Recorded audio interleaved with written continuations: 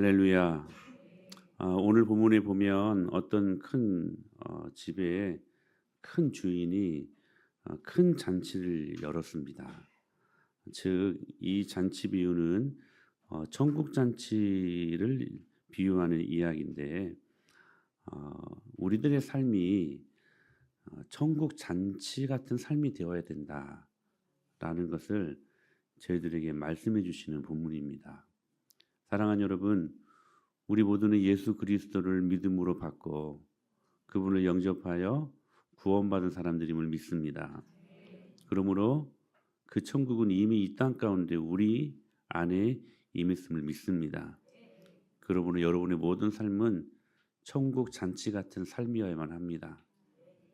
오늘 2026년 우리들의 삶 속의 잔치, 페스티벌, 큰 축제가 우리의 삶 속에 매일매일 일어날 수 있게 되기를 간절히 축원합니다. 하나님 나라로 초청하시는 2026년. 그렇다면 하나님 나라는 어떤 것일까요? 오늘 17절에서 명확하게 하나님 나라가 어떤 것인가를 이렇게 알려주고 있습니다. 시작. 잔치할 그 시간에 시각에 그 청하였던 자들에게 종을 보내어 이르되 오소서 모든 것이 준비되었나이다 하매 드디어 주인이 잔치에 참석할 사람들에게 메시지를 띄웁니다. 그리고 종들이 그 메시지를 메신저들이 되어서 증거하기 시작합니다. 예, 오십시오. 모든 것이 이 잔치에 준비되어 있습니다. 여러분들이 필요한 것 다 있습니다. 오셔서 풍족하게 가져가십시오. 사랑하는 여러분, 오늘 이 예배가 여러분이 필요한 모든 것 다 받아 가지고 돌아갈 수 있게 되기를 축복합니다. 하나님 나라가 어떤 것인가 명확하게 말씀하시는데 모든 것이 완벽하게 준비된 것이라는 것입니다.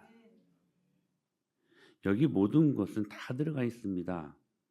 우리의 물질의 문제, 우리의 건강의 문제, 때로 우리가 상처받고 위로받아야 될 문제, 힘이 없습니다. 그래서 힘을 공급받아야 될 문제 해결의 문제, 그리고 충만의 문제, 풍성, 지혜로움, 선택, 진로, 결정하는 모든 일들, 이 모든 것이 완벽하게 갖추어진 것이 하나님 나라라고 오늘 본문은 말씀하고 있습니다. 에베소서 1장 22절로 23절에서 이렇게 말씀하셨습니다. 시작. 또 또 만물을 만물을 그의 발 아래에 복종하게 하시고 그 그를 만물 만물 위에 위에 교회의 머리로 삼으셨느니라. 교회는 교회는 그의 그의 몸이니 몸이니 만물 안에서 만물을 충만하게 하시는 이의 충만함이니라. 교회는 그분의 모든 만물의 문제가 충만하고 할렐루야. 또 충만하고. 그러니까 우리가 이 세상을 살아갈 때 필요한 모든 것들이 하나님 나라 그리고 이 땅 가운데 세우신 하나님의 교회 위에 다 들어가 있다는 사실입니다. 그러므로 여러분들이 오늘 이 자리에 나와서 예배하는 것은 정말로 중요한 일입니다. 단순히 그냥 한 시간 때우고 가지 마시고 이 모든 것들을 다 받고 돌아가십시오. 그리고 그 은혜를 가지고 한 주간을 살아갈 수 있어야 된다는 거예요. 거기에는 우리 사랑하는 이웃들이 정말로 목말라 하는 것들도 다 들어 있습니다. 그들이 애타게 그리워하는 것, 그들이 찾고 싶고 그들이 갖고 싶고 그들이 만지고 싶어하는 모든 것들이 이 하늘나라 잔치상에 완벽하게 준비되어 있다는 사실입니다. 그 에피타이저로 저와 여러분들에게 이 주일 예배를 주신 것입니다. 그런데 오늘 본문에 보면 이 천국 잔치에 누가 오기를 바라는가 16절 한번 보실까요? 16절 시작. 이르시되 이르시되 어떤 사람이 큰 잔치를 베풀고 많은 사람을 청하였더니 이 천국 잔치에 오늘 본문의 주인으로 나타나셔서 말씀하시는 우리 주님께서 어떤 사람들을 지금 초청하고 계시냐면 많은 사람들이에요.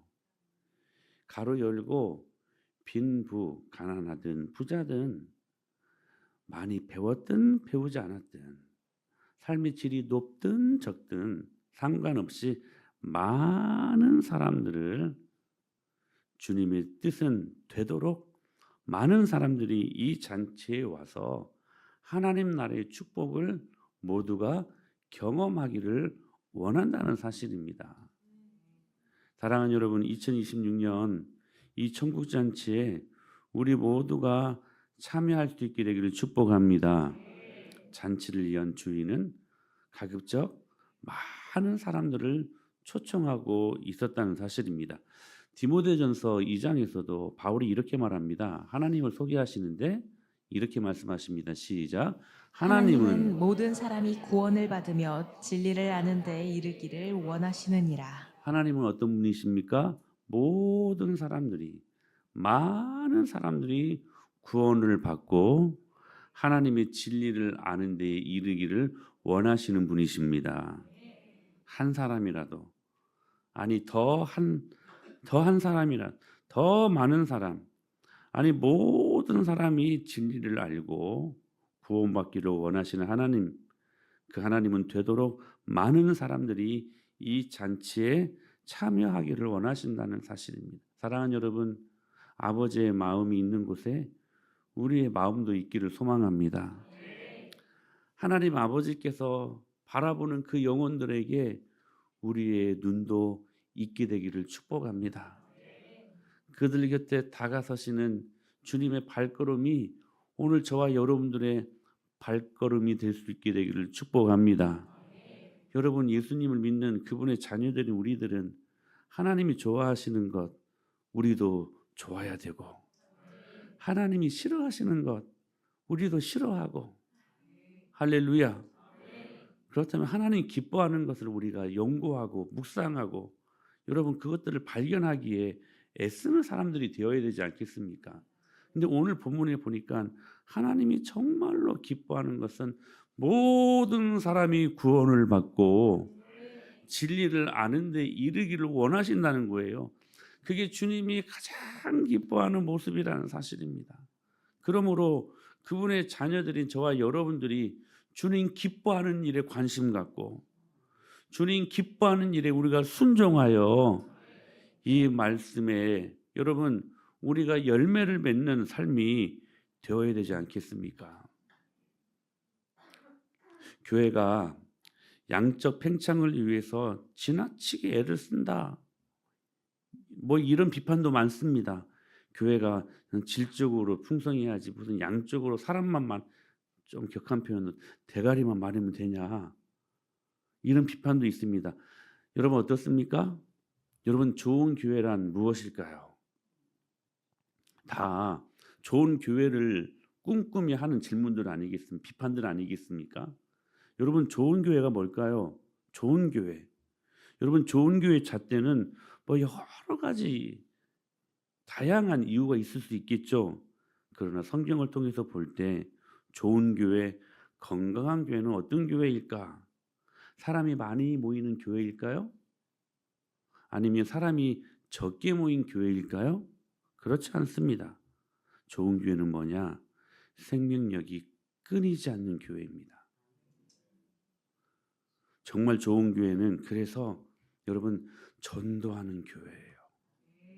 생명이 잉태되고 매주 생명이 출생되어지고 그런 면에서 우리 교회는 정말로 건강한 교회인가?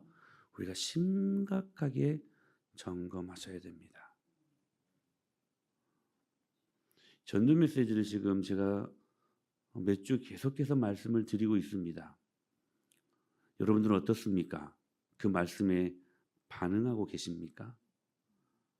주님의 마음이 있는 곳에 내 마음이 있기를 소망하며 이 단에서 선포되는 하나님의 말씀에 순종하기 위하여 오늘도 그 누군가에게 복음을 증거하고 작전을 짜고 기도하고 그들이 하나님 품으로 돌아오기를 소망하며 과연 여러분들이 내뱉는 메시지가 있고 그 무엇인가 액션이 있고 그 무엇인가 반응이 있냐는 것입니다. 사랑하는 여러분, 우리 순종이 선택적 순종이 되지 않게 되기를 축복합니다. 하고 싶은 것만 순종이 아니라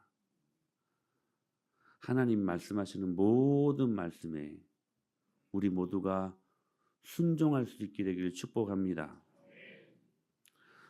교회 성장학자들이 부흥하는 교회와 그렇지 못하는 교회의 차이점을 발견했대요. 그게 뭐냐면 부흥하는 교회 그리고 부흥하지 않는 교회의 정체. 여러분 그 교회 차이는 뭐냐? 끊임없이 전도하는 교회라는 거예요. 끊임없이. 여러분 뭐 대형 교회 많은 큰 교회들이 있지 않습니까?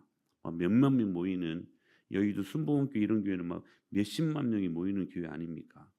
근데 그런 교회도요 끊임없이 전도 축제를 벌입니다. 우리 생각 같아서는 그 많은 사람들 그것으로 좀 족하고 좀 나눠주고 무슨 욕심으로 더 많은 사람들을 그 자리에 채우려고 저렇게 새생명 축제, 뭐 전도 축제, 막 전도 잔치, 막 이런 잔치를 벌이는가? 그렇지 않다는 거예요. 여러분 이게 교회 본질입니다. 진짜 하나님이 기뻐하시는 건강한 교회는 불신 영혼들이 계속 잉태되고 출생되는 교회라는 거예요.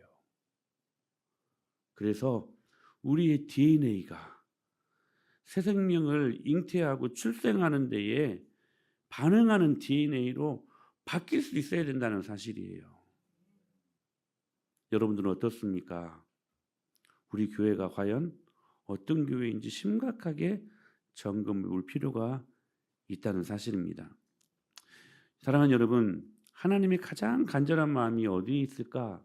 바로 잃어버린 영혼들이 있다는 사실. 그래서 여러분 100마리 양들이 있는데 99마리 들에 놔두고 그 잃어버린 그 한 마리 양 때문에 목자가 우리 예수님이 찾아가셔서 그렇게 잃어버린 한 마리 양을 살리시고 다시 하나님의 울타리 안에 가두게 하시는 그 축복을 다른 사람들이 아니라 저와 여러분들이 은혜로 누리고 있지 않습니까?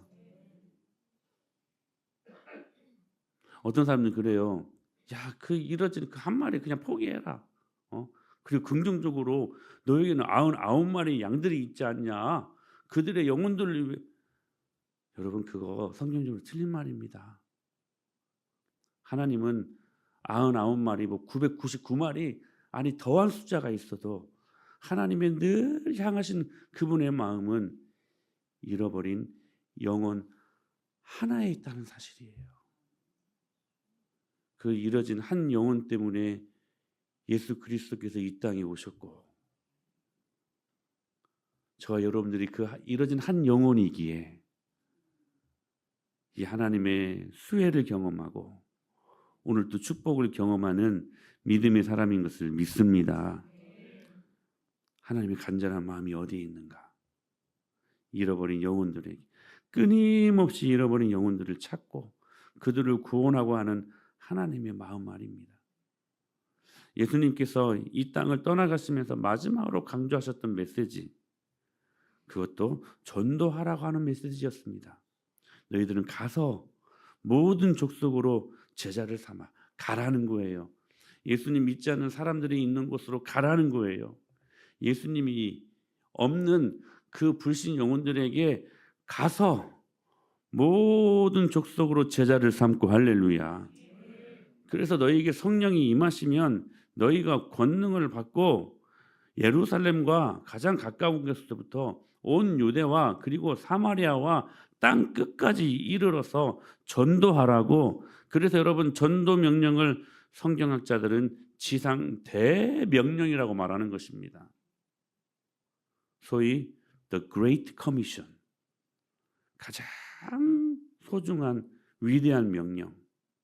그렇다면 주님이 그 간절한 뜻을 따라 부지런히 잃어버린 영혼을 소중히 여겨 그들을 찾고 구원하는 교회가 진짜 좋은 교회고 주님이 기뻐하시는 교회라는 사실입니다. 여러분 저는 언젠가도 말씀을 드렸던 기억이 나는데 우리 교회에 대해서 제가 제일 두려워하는 것이 뭔지 아십니까? 우리 교회에 대해 제일 두려워하는 것 뭐 물질이요 이런 거 아닙니다. 숫자가 줄어 이런 거 아닙니다. 그 두려움이 뭐냐면 우리 교회는 비교적 사람들이 저절로 모이는 곳입니다. 저절로 그런데 그렇게 모이다 보니까 그저 우리가 전도하지 않아도 사람들이 저절로 오겠지라고 하는 그런 생각이 만연되어 있는 우리들의 모습. 저는 그것을 가장 큰 목회적 두려움이라고 생각합니다. 여러분들 어떻습니까? 우리가 제일 무서워해야 되고 제일 경계해야 될 그러한 모습들 아니겠습니까? 전도하지 않아도 저절로 하나님이 보내주시겠지. 그래서 잃어버린 영혼들을 향한 열정이 사라지고 잃어버린 영혼에 대한 관심을 상실한 교회. 한 사람이라도 더. 그래서 더 많은 사람들에게 복음을 전하는 교회. 이것이 주님의 마음에 합한 교회라고 저는 믿습니다. 그런 의미에서 우리는 단순히 숫자를 불리기 위한 양적 성장은 물론 비판되어야 되지만 그러나 영혼을 구원한다면 구원하는 숫자를 우리가 어떻게 제한하겠습니까?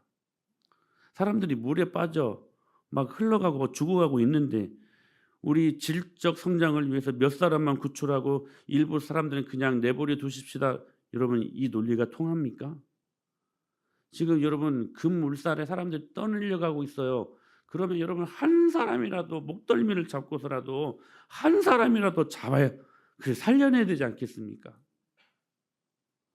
사랑하는 여러분, 오늘 우리들 심령 속에 이 하나님 아버지의 간절한 마음이 여러분 안에 읽혀질 수 있게 되길 축복합니다. 그러면 어떻게 그들을 초대해야 될까요?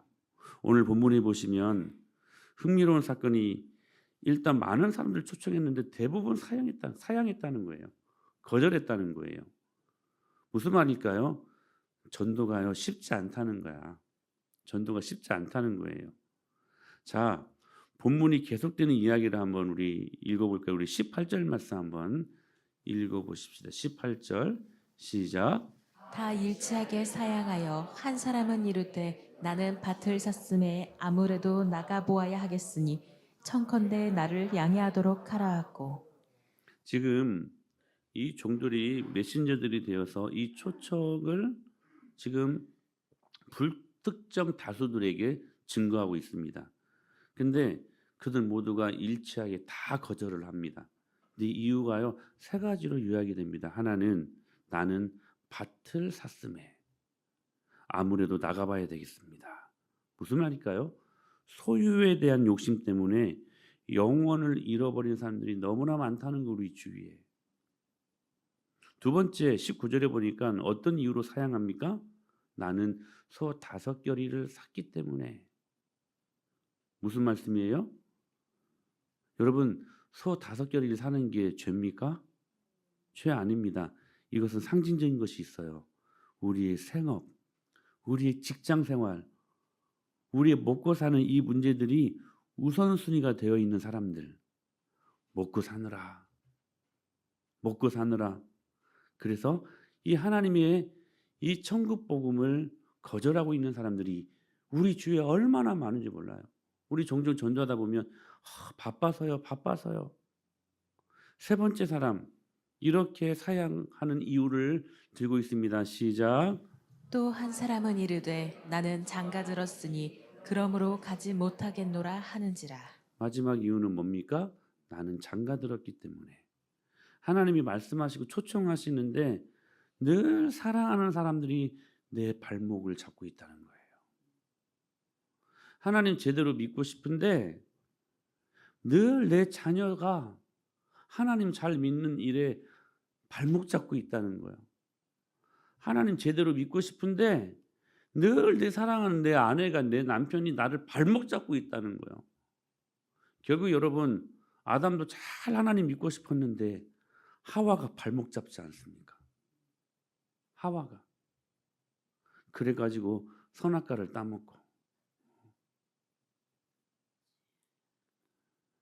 사랑하는 여러분, 남편 사랑해야 되죠. 아내들 사랑해야 되죠. 자녀들 사랑해야 됩니다. 그런데 여러분, 정말로 중요한 것이 뭐냐는 거예요. 그러자 그 주인이 초청의 대상을 바꿔버립니다. 21절 말씀이에요. 21절 시작. 종이 돌아와 주인에게 그대로 보아니 이에 집주인이 노하여 그 종에게 이르되 빨리 시내의 거리로 와 도목으로 나가서 가난한 자들과 몸 불편한 자들과 맹인들과 저는 자들을 데려오라 하니라. 자, 여러분 어떤 대상자들을 초청하고 말씀하십니까? 가난한 자들, 몸 불편한 자들, 맹인들, 다리 저는 자들. 여러분 이들에게 공통점이 하나 있다면 어떤 공통점일까요? 이들 모두가 다 장애를 안고 있다는 것입니다. 하나님이 장애인들은 무조건 천국에서 환영한다는 이야기일까요? 아닙니다. 지금 주님께서 초청의 대상을 바꾸라고 하신 이유는 이들은 자신의 장애 때문에 쉽게 초청이 수락할 수 있는 겸손함이 있는 자들이었다는 거예요. 사랑하는 여러분, 우리가 VIP를 정하고 전도의 대상자를 정하고 여러분 주님 앞에 기도하면 주님께서 겸손한 준비된 구원받을 준비된 영혼들을 저와 여러분들에게 붙여주실 것을 믿습니다. 우리가 아울리치를 많이 다녀봤지만 잘 사는 나라 일본을 보십시오. 그 무엇으로도 안 모입니다. 잘 안 모여요. 왜냐하면 많은 걸 가졌거든요. 많은 걸 가졌는데 더 이상 뭔가를 더 준다고 하는 저 절대적인 그 신의 개념이 필요 없는 거야. 근데 여러분 저 동남아나 저기 여러분 저기 뭐 캄보디아나 가보십시오. 빵 하나만 가지고 와도 여러분 사람들이 모입니다. 왜 그럴까요? 가난 때문입니다.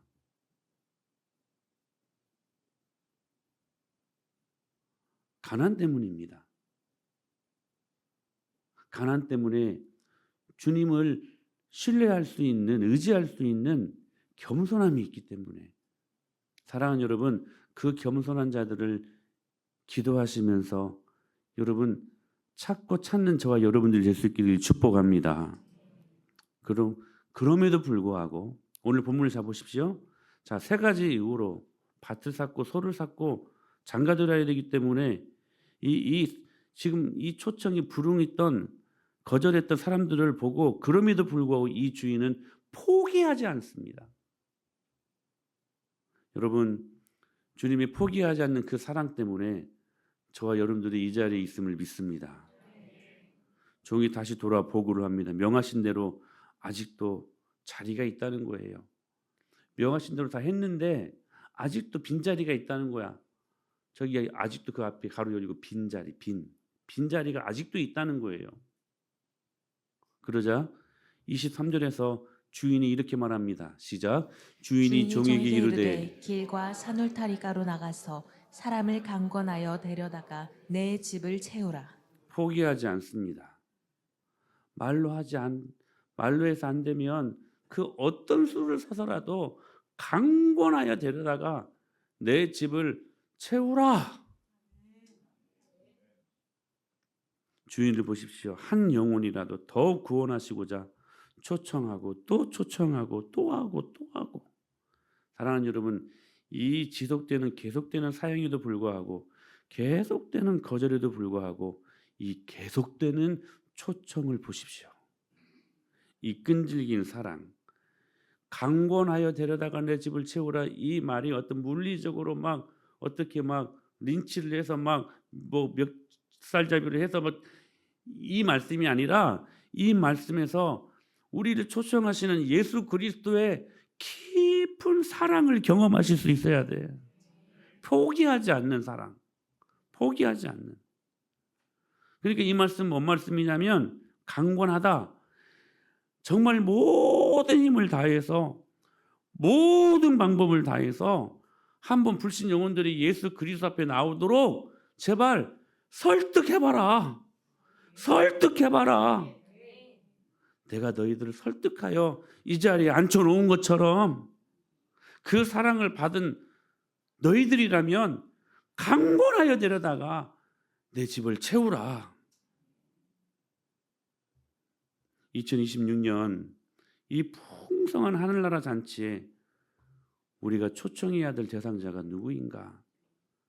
사랑하는 여러분, 한번 고민하시고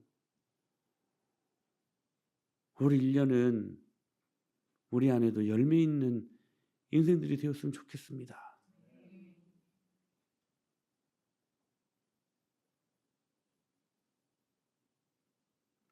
히틀러 정권에 항거하다가 8년 동안 옥고를 치른 마르틴 미네르라고 하는 목사님이 계셨대요.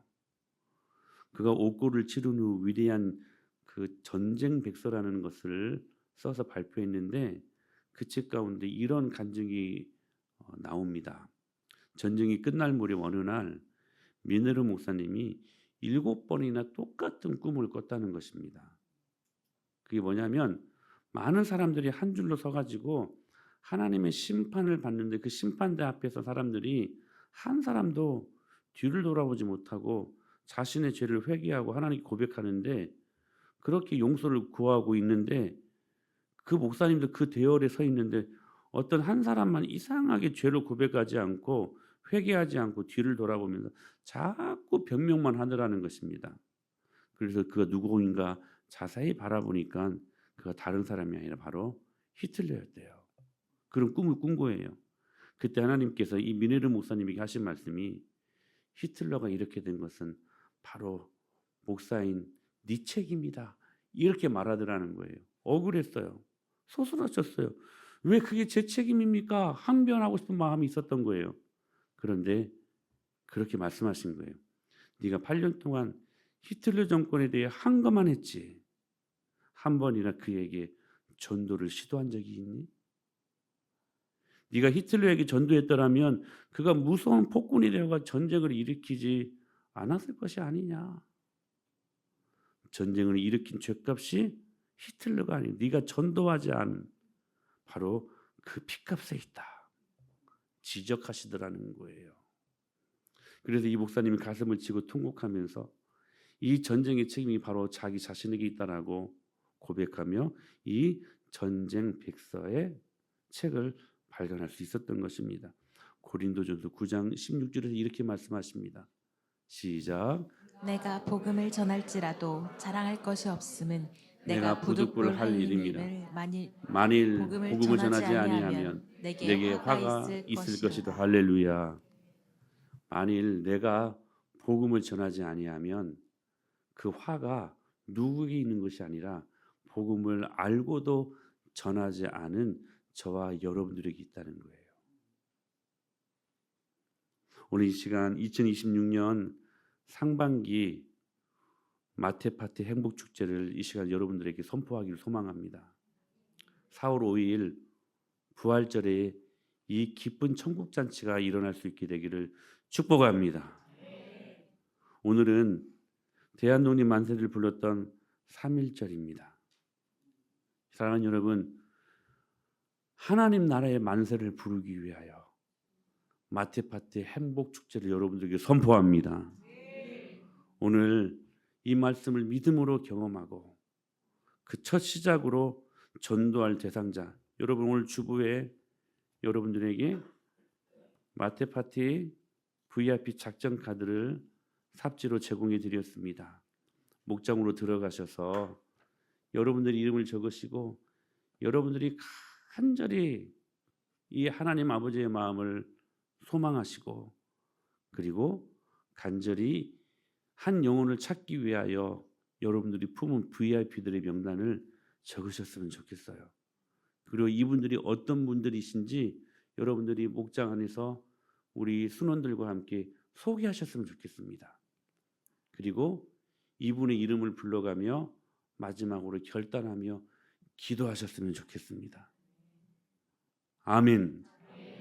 아멘. 그래서 여러분 우리 교회가요 새 생명으로 막 들끓고 여기 제 교회에서 막 하나님의 나라가 막 선포되고 영적인 응애응애 막 탄생 소리가 나고 그 안에 감격이 일어나고 여러분 전도할 때 새 영혼이 우리 안에 여러분 잉태되고 출생될 때 나타나는 그 기쁨이 여러분 우리가 경험할 수 있는 최고의 경험이 될 수 있게 되기를 축복하는 것입니다. 그래서 여러분 목장에서 그리고 여러분 개인적으로 가정에서도 이 일들을 놓고 부활절이 되기 전까지 최선을 다하여서 우리 한번 순종하시고 할렐루야. 근데 단 VIP를 정하실 때 규칙이 있습니다. 이름을 적으라고 하니까 저기 마산에 있고 저기 광주에 있는 뭐 어머니 뭐 저기 형님 그런 분들 말고 그분들은 그냥 상시적으로 계속 전도해야 되겠지만 오늘 여러분들이 VIP 명단으로 적어야 될 이름은 어떤 이름이냐면 여러분들이 전도해서 우리 은혜마을교회로 그들을 초청해서 이 자리에 앉혀놓고 여러분들이 계속 여러분 영적으로 양육할 수 있는 그 대상자들을 이름에 적는 것입니다. 아멘. 그래서 우리가 정말 이 한 달 동안 온 교회가 새 생명을 잉태하는 데에 그리고 출생케 하는 데에 온 힘을 다하고 목숨을 다하고 시간도 물질도 아끼지 않고 이 일에 우리가 전념하는 시간들이 되었으면 좋겠습니다. 여러분들 얼굴을 보니까 전부 다 이 말씀을 듣고 막 설레이는 마음 그 얼굴이 막 지금 나타나려고 시작하는 것 같습니다. 사실 전도라고 하는 주제를 가지고 설교하는 건 참 부담스러운 일입니다. 그래서 여러분 목사들이요 2가지 주제를 가지고 설교하는 게 제일 어렵습니다. 하나는 전도하는 거, 하나는 헌금하는 거예요. 그 중에 하나. 그러나 가장 귀한 일이기에 누군가는 그럽니다. 나 지금 혼자 믿음을 갖는 것도 힘들고 지금 나 혼자 지금 신앙생활 하는 것도 힘든데 무슨 전도냐고. 우리 가정에 산적기는 수많은 문제들이 있고 그 문제 다 해결하고 전도하겠습니다. 그렇지 않습니다. 여러분 우리가 주님 일할 때 주님은 우리 일 하십니다. 제가 빅토리아 여왕 이야기 드렸었죠. 영국에 조선 그 사업을 시작하려고 했는데 배를 만들 만한 기술자가 없는 거예요. 근데 저 변방에 최고의 고수가 있다는 거예요. 신하들을 보냈습니다. 나라를 위해 그 기술을 좀 전수해 주십시오. 근데 계속 퇴짜를 맞고 오는 그 이유가 뭐냐면 내가 나라를 위해 헌신하게 되면 내 처 자식은 누가 먹여 살립니까? 안 됩니다. 계속 거절하더라는 거예요. 그래가지고 이번에는 빅토리아 여왕이 직접 갔습니다. 당신에게 이 유능한 기술이 있다는 말을 들었는데 나라를 위해 헌신해 주십시오. 그래 똑같은 말을 하더라는 거예요. 제가 나라를 위해 헌신하고 나라를 위해 떠나게 되면 제 처자식은 굶어 죽습니다. 안 됩니다. 그랬더니 빅토리아 여왕이 했던 유명한 말. 당신이 나라를 위해 헌신하면 내가 당신 처자식 가정을 살리겠습니다. 주님이 하신 말씀이죠. 너희는 먼저 그의 나라와 그의 의를 구하라. 그리하면 이 모든 것을 너희에게 더하시리라. 따라서 하세요 여러분. 우리가 하나님의 일 하면 하나님은 우리의 일 하신다. 하나님이 우리 일 하시니 얼마나 정밀하고 세밀하고 완벽하게 모든 문제들을 해결해 주시겠습니까? 바쁘다고 핑계대지 말고 아프다고 핑계대지 말고 다 여러분 사양한 이유 아닙니까? 거절했던 이유 아닙니까? 먹고 사는 거 바쁘다고 힘들다고 아니요. 주님의 일 먼저 하면 주님은 우리의 일 정밀하게 세밀하게 완벽하게 하시는 분이심을 믿습니다.